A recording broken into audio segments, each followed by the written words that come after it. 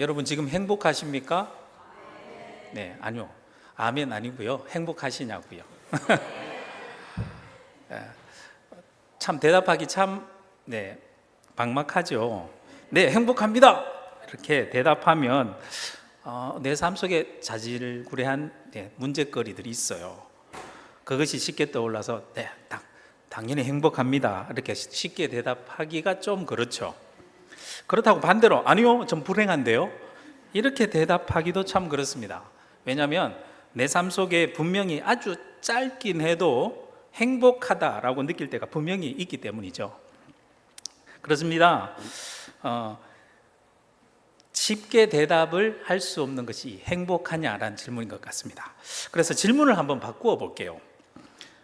자신이 행복하다라고 느끼는 정도를 1에서 10까지 있다라고 가정해 봅시다. 그리고 지금 현재 여러분은 나의 행복도가 1에서 10 중에 어느 정도 되십니까? 속으로 대답하시고요. 어느 선이 있죠. 저에게 물어보신다면 저는 때와 장소에 따라 달라집니다. 때로는 심히 나쁠 때도 있고요, 때로는 좋을 때도 있습니다. 그래서 대략 가장 나쁠 때와 가장 좋을 때 대놓고 평균을 내본다면 여러분 한 어느 정도 되세요? 가장 나쁠 때와 좋을 때. 저에게 물어본다면 저는 5 중간입니다. 그 얘기는 최악일 때는 아주 나쁘다는 얘기죠. 그리고 최고일 때는 아주 좋습니다. 그만큼 최악과 최고를 오락가락한다는 얘기죠. 저의 인생이 그렇다는 얘기입니다. 여러분 안 그러신가요? 저는 아직까지 마음의 수양이 덜 되어서 아직까지 환경에도 영향을 받고요. 집사람한테 잔소리 들으면 이런 얘기하면 안 되는데 상당히 심리적인 감정에 영향을 받습니다. 내가 생각하는 행복의 점수가 어느 정도 있습니다. 그렇다면 다른 사람들은 어느 정도일까 궁금하지 않습니까? 옆 사람한테 한번 물어보세요. 당신은 어느 정도 되시냐고. 궁금해지죠? 그렇다면 우리는 교회 다니는 사람들이잖아요. 교회 다니지 않는 사람들 같은 경우에는 행복도가 어떻게 될까 궁금하지 않습니까? 혹시 또 다른 종교를 가진 사람들은 또 행복도는 어떻게 느낄까? 심지어 우리나라 사람뿐만 아니라 다른 나라 사람들은 또 어떻게 어느 정도의 행복을 느낄까? 잘 사는 나라도 있고 못 사는 나라도 있고 심지어 전쟁 중에 있는 나라도 있잖아요. 이토록 다양한 상황 속에서 어느 나라 사람들이 가장 행복하다고 느끼고 있을까 궁금해지죠. 그래서인지 이것을 전문적으로 연구한 사람이 있더라고요. 전문적으로 연구하여서 데이터베이스를 만든 사람이 있었습니다. 행동박사로 알려진 네덜란드의 루트 벤 호벤이라는 사람이 그 연구를 해서 세계 행복 데이터베이스를 만들었습니다. 이 사람의 연구 결과 궁금해지죠. 행복의 정도, 사람들이 느끼는 행복의 정도를 수치화했다는데, 그렇다면 정말 그 나라 사람들이 진짜로 그렇게 행복하게 그 수치화된 것처럼 느낄까? 또 궁금해지지 않습니까? 정말 그런가? 이와 같은 궁금증을 가지고 세계 행복 데이터베이스 그것을 중심으로 무려 10개 나라를 직접 다니면서 그 나라 사람들과 직접 인터뷰한 사람이 있었더라고요. 그가 누구냐면 뉴욕 타임즈에 근무했었고 미국을 대표하는 공영방송 NPR 해외 특파원으로 자주 활동했었던 에릭 와이너라는 이 사람입니다. 그는 세계 30여 개국이 넘는 나라를 주로 돌아다니면서 자연재해 당했다든지 질병이 있었다든지 큰 사고가 일어나잖아요. 사건 사고가 일어나면 그것을 이제 특파원이니까 가서 취재하고 기사를 쓰다가 어느 날 이렇게 생각됐대요. 반대로 자기는 항상 불행한 사건에 대해서 기사를 썼는데 반대로 행복한 나라를 찾아보고 그에 대한 기사를 쓰면 어떨까라고 생각을 하고 실행에 옮긴 거예요. 그래서 그렇게 10여 개국, 가장 행복한 나라와 가장 불행한 나라 골고루 섞어서 직접 그 나라에 가서 인터뷰도 하고 그들의 삶을 직접 몸으로 겪어보기도 하면서 행복에 대해서 쓴 책이 바로 조금 전에 보셨던 행복의 지도라는 책이에요. 저는 이 책을 읽어보면서 행복에 대한 몇 가지 생각을 정리할 수 있었는데요. 저는 세 가지로 딱 정리해보면, 첫 번째, 행복은 환경에 따른 것이 아니더라고요. 환경과 조건에 따른 것이 아니더라고요. 환경이 좋고 잘 사는 나라 사람들이라고 다 행복합니까? 아니더라고요. 행복 점수가 높은 것도 아니더라고요.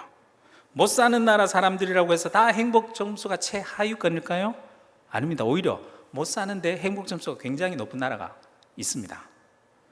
두 번째, 행복은요, 주어진 환경은 다 달라요. 주어진 환경은 다 다르지만 그래도 각자 나름대로 방식을 가지고 행복을 추구하면서 살아가더라는 것입니다. 마지막 세 번째가, 그토록 평생 행복을 추구하면서 살아가지만 그 누구도 정작 자신이 행복이 정말 무엇인지는 정확하게 모두 다 모른다라는 거죠. 그래서인지 여러 나라 사람들을 직접 만나 대화도 나누고, 또한 행복에 대한 여러 글들을 본인이 직접 접하고, 연구했으니까 접하고 그렇게 하다가 마지막 10번째 나라가 자신이 살고 있는 미국이에요. 미국에 대한 내용을 다루면서 책 마지막 쯤에 그는 이런 내용을 말하고 있습니다. 제가 언급해보면 이렇습니다.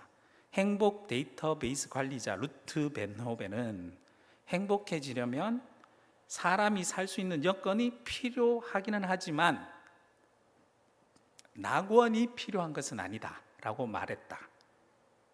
우리 인간은 어디서든 금방 적응한다. 우리는 다양한 곳에서 행복을 찾아낸다. 장소는 변할 수 있다. 그래서 행복의 지도라는 것 같아요. 그러니 이 말이 저한테 딱 와닿았어요. 행복의 지도는 반드시 연필로 그려야 한다. 이렇게 적었더라고요. 행복을 연필로 그려야 된다? 이 말을 읽고 나니까 아주 오래전에 노래가 생각나더라고요. 여러분 무슨 노래 딱 떠오르지 않습니까? 예, 그 곡입니다. 전영록의 사랑을 쓰려면 연필로 쓰세요라는 노래입니다. 노래 가사가 어떻게 되죠? 꿈으로 가득 차 설레이는 이 가슴에, 이렇게 시작하지 않습니까? 사랑을 쓰려거든 연필로 쓰세요. 사랑을 쓰다가 틀리면 지우개로 깨끗이 지워야 하니까, 처음부터 너무 진한 잉크로 사랑을 쓴다면 지우기가 너무너무 어렵잖아요. 그래서 사랑은 연필로 쓰세요. 이 곡입니다. 행복이란, 그리고 사랑이란 연필로 써야 한다는 말입니다. 무슨 말이죠? 누구든지 그것이 무엇인지 정확하게 모르기 때문에 연필로 써야 한다는 겁니다. 쓰다 보면 어느 순간 내가 잘못했구나 느낄 때가 있죠. 그렇다고 그것으로 모든 것이 끝나나요? 아니죠. 잘못 썼다면 연필로 썼으니까 지우고 다시 쓰면 된다는 것입니다. 모두가 행복을 원하고 사랑을 원합니다. 그러나 모두 그것이 정확하게 무엇인지는 모두 다 몰라요. 그러니 내 상황에서 내가 할 수 있는 최선을 다해서 뭐 하는 거죠? 연필로 써나가 보는 겁니다. 그러다가 틀리면 뭐 하면 돼요? 지우면 돼요. 그리고 다시 쓰면 돼요. 그리고 에릭 와이너의 책의 마지막쯤에 참 이런 말을 적어 놨더라고요. 행복은 부산물이다. 그러면서 작가의 얘기를 하는데, 너세니얼 호손이란 사람이 쓴 작가의 얘기를 합니다. 행복은 우리가 말하지 않아도 어깨에 내려앉은 우리 나비와 같다, 이런 얘기를 했더라고요. 행복은 부산물입니다. 내게 주어진 삶에 최선을 다해서 살아갈 때 나도 모르게 어느 순간에 조용히 나의 어깨에 내려앉은 나비 같은 것이 행복이다라는 것이죠. 성경의 인물들 중에 행복 점수가 가장 높은 인물은 누구일 것 같아요? 저는 두 사람이 생각났습니다. 첫 번째는 욥, 두 번째는 솔로몬입니다. 첫 번째 욥은 불행의 가장 끝단, 가장 낮은 점수를 겪어보죠. 그러다가 가장 높은 점수까지 경험해 본 사람입니다. 순식간에 자신의 모든 것을 다 빼앗겨버리고 잃어버리고 아주 본인이 심각한 병까지 걸려서 고통을 당한 경험을 하지 않습니까? 그리고 또 위로한답시고 찾아온 친구들, 그 말들이 오히려 마음의 상처로 더 불행해지죠. 욥의 친구와 나눈 대화 속에 그는 행복에 대해서 이렇게 언급했었습니다. 욥기 21장 13절 말씀에 보면 그들의 날은 행복하게 지내다가 잠깐 사이에 스올에 내려가느니라. 또 16절 말씀에 보면 그러나 그들의 행복이 그들의 손 안에 있지 아니하니 악인의 계획은 나에게서 멀구나. 그리고 25절 말씀에 보면요, 어떤 사람은 마음의 고통을 품고 죽음으로 행복을 맛보지 못하는도다. 욥은 행복하게 살다 이제 모든 것을 잃고 행복을 맛보지 못하고 고통 속에서 죽을 것만 같았어요. 하지만 결국 욥은 모든 것을 회복하고 행복한 삶으로 끝을 맺게 되죠. 해피엔딩입니다. 그런데 이것이 다일까요? 욥기는 우리에게 그러면 행복한 삶을 위한 모범 예시를 보여주는 말씀일까요? 그것이 다일까요? 아니요, 그렇지 않습니다. 욥기의 핵심은요, 행복이 아니에요. 욥의 핵심은 고난 끝에 만난 하나님과의 만남에 있습니다. 그리고 그 하나님과의 만남에서 깨달은 욥은 큰 깨달음을 얻고 이렇게 고백합니다.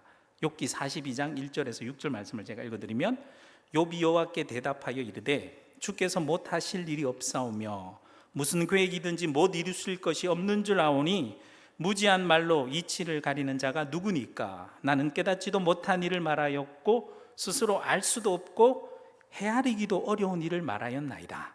내가 말하겠사오니 주는 들으시고 내가 주께 묻겠사오니 주여 내게 알게 하옵소서. 그 다음 말씀 중요하죠. 5절 말씀 같이 읽어볼까요? 내가 주께 대하여 귀로 듣기만 하였사오나 이제는 눈으로 주를 배움나이다. 하나님과의 만남이죠. 6절 그러므로 내가 스스로 거두어드리고 티끌과 재 가운데서 회개하나이다. 욥기의 핵심은요, 행복이 아니라 하나님과의 친밀한 만남입니다. 행복은 이 하나님과의 만남 이후에 부산물로 따라온 겁니다.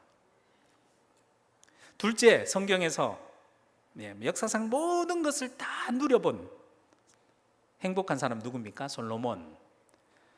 그런데 그가 정말 행복했을까요? 그가 행복에 관해 이야기한 것 한번 들어볼까요? 전도서 4장 7절에서 8절 말씀에 보면 이렇게 얘기합니다. 내가 또 해 아래에서 헛된 것을 보았도다. 어떤 사람은 아들도 없고 형제도 없이 홀로 있으나 그의 모든 수고에는 끝이 없도다. 또 비록 그의 눈은 부요를 족하게 여기지 아니하면서 이르기를 내가 누구를 위하여는 이같이 수고하고 나를 위하여는 행복을 누리지 못하게 하는가 하여도 이것도 헛되어 불행한 노고로다. 뭐라고 얘기합니까? 행복을 누리지 못하게 하는가. 전도서 6장 3절 말씀에 보면 사람이 비록 100명의 자녀를 낳고 또 장수하여 사는 날이 많을지라도 그의 영혼은 그러한 행복으로 만족하지 못하고 또 그가 안장되지 못하면 나는 이리로 낙태된 자가 그보다는 낫다 하나니. 9절 말씀 또 보면 그가 비록 천년을 갑절을 산다 할지라도 행복을 보지 못하면 마침내 다 한 곳으로 돌아가는 것뿐이 아니냐. 가장 행복한 조건을 다 갖춘 것 같던 솔로몬, 그런데 그 솔로몬이 모든 것이 헛되다, 행복을 누리지 못한다, 그리고 만족하지 못한다, 그리고 행복을 보지 못한다, 이런 고백을 합니다. 행복하지 않은 것 같습니다. 모든 행복의 조건을 다 갖춘 것 같은데도 말입니다. 그는 누릴 건 다 누리지만 자신의 인생에서 무언가 하나 나사 빠져 있는 것 같은 것을 느꼈던 겁니다. 그래서 그는 인생 말년에 이렇게 고백하죠. 모두 다 아는 말씀입니다. 전도서 12장 1절 2절 말씀 같이 읽어볼까요? 시작. 너는 청년의 때에 너의 창조주를 기억하라. 곧 공고한 날이 이르기 전에 나는 아무 낙이 없다고 할 해들이 가깝기 전에 해와 빛과 달과 별들이 어둡기 전에 비 뒤에 구름이 다시 일어나기 전에 그리하라. 너의 창조주를 기억하라. 13절 14절 말씀에 보면 또 이렇게 얘기해요. 일의 결국을 내가 다 들었으니 하나님을 경외하고 그의 명령들을 지킬지어다. 이것이 모든 사람의 본분이니라. 하나님은 모든 행위와 모든 은밀한 일을 선악간에 심판하시리라. 행복의 모든 조건을 갖춘 솔로몬의 마지막 고백입니다. 솔로몬은 사람은 행복을 추구하면서 살아야 하는 것이 아니라 결론적으로 하나님을 추구하면서 살아야 한다라는 것을 말년에 깨달은 거죠. 하나님의 뜻에 순종하면서 하나님의 말씀대로 살아갈 때에 그때의 행복은 부산물로 따라오는 겁니다. 오늘 읽은 본문 말씀을 이제 볼까요? 오늘 본문의 말씀은 출애굽한 이스라엘 백성들이 이끌고 광야의 숱한 일들 다 겪고 나서 이제 드디어 하나님께서 약속하셨던 가나안 땅에 들어가기 직전에 있는 모세가 한 이야기입니다. 모세는 그토록 바라던 가나안 땅 바로 코앞에 두고 가나안 땅에 못 들어갑니다. 느보산에 올라서 가나안 땅 여리고 맞은편 비스가 산 꼭대기에 앉아서 가나안 땅을 내려다봅니다. 내려다보고 모세는 이스라엘 백성들을 향해 이렇게 마지막 축복의 말을 남긴 것이 오늘 말씀입니다. 마지막으로 한번 같이 읽어볼까요? 시작. 너는 행복한 사람이로다. 여호와의 구원을 너같이 얻은 백성이 누구냐? 그는 너를 돕는 방패시요 내 영광의 길이시로다. 내 대적이 내게 복종하리니 내가 그들의 높은 곳을 밟으리로다. 이스라엘 백성들을 향해서 이렇게 말하는 것이죠. 넌 참 행복한 사람이야. 하나님이 함께하고 계시니까. 자, 그럼 여러분들에게 다시 묻습니다. 이 말을 하는 모세는 지금 행복할까요? 가나안 땅에 못 들어가는데요. 난 지금 가나안 땅에 못 들어가니까 불행하지만 너네들 참 좋겠다. 너네들은 들어가잖아. 그러니 너네들은 참 행복한 거야. 이런 마음으로 이 얘기를 할까요? 아닌 것 같지 않습니까? 지금 모세는 제가 생각하기에 최고의 행복의 상태입니다. 10점 만점 상태인 것 같아요. 그 행복에 겨워서 이스라엘 백성들을 바라보면서 너희들도 행복한 사람이야 라고 말하고 있는 겁니다. 모세에게 지금 가나안 땅에 들어가지 못하는 것, 그거 환경 조건, 자신이 느끼는 그 행복 아무런 방해되지 않습니다. 지금 모세는 자기의 인생의 필름이 머릿속에서 잘 돌아가고 있어요. 태어났을 때 죽을 뻔하잖아요. 죽을 수밖에 없는 환경 속에서도 신기하게 살아남았던 거, 또 애굽의 왕자로 이상하게 지냈던 거, 애굽 사람을 또 죽이게 되죠. 죽이고 미디안 땅에 도망자로 살았던 일, 그리고 80세가 다 되어서 호렙산에서 하나님의 부름을 받았던 일, 그리고 백성들 이끌어요 출애굽했고 출애굽하면서 겪었던 정말 많은 경험들, 광야길에 또 얼마나 많은 일들이 있었습니까? 광야길에 겪었던 일, 자신의 모든 인생들이 필름 속에서 돌아가다 보니까 그 모든 인생들이 하나님 손 안에 있었다라는 것을 새삼 깨달은 것입니다. 한낱 살인자와 도망자로 끝날 인생이 한 민족을 이끌어낸 위대한 지도자, 하나님이 하시는 놀라운 일을 하는 하나님의 손에 들려진 지팡이로 사용되었다라는 것이 감사하고 행복한 겁니다. 그리고 모세는 지금 이 순간 가나안 땅을 들어가지 못하지만 그곳까지 이끌어낸 이스라엘 백성들을 보니 행복한 겁니다. 모세는 지금 인생의 최고의 행복의 순간에 있는 겁니다. 그야말로 최고의 행복한 상태에서 죽음을 맞이하는 거죠.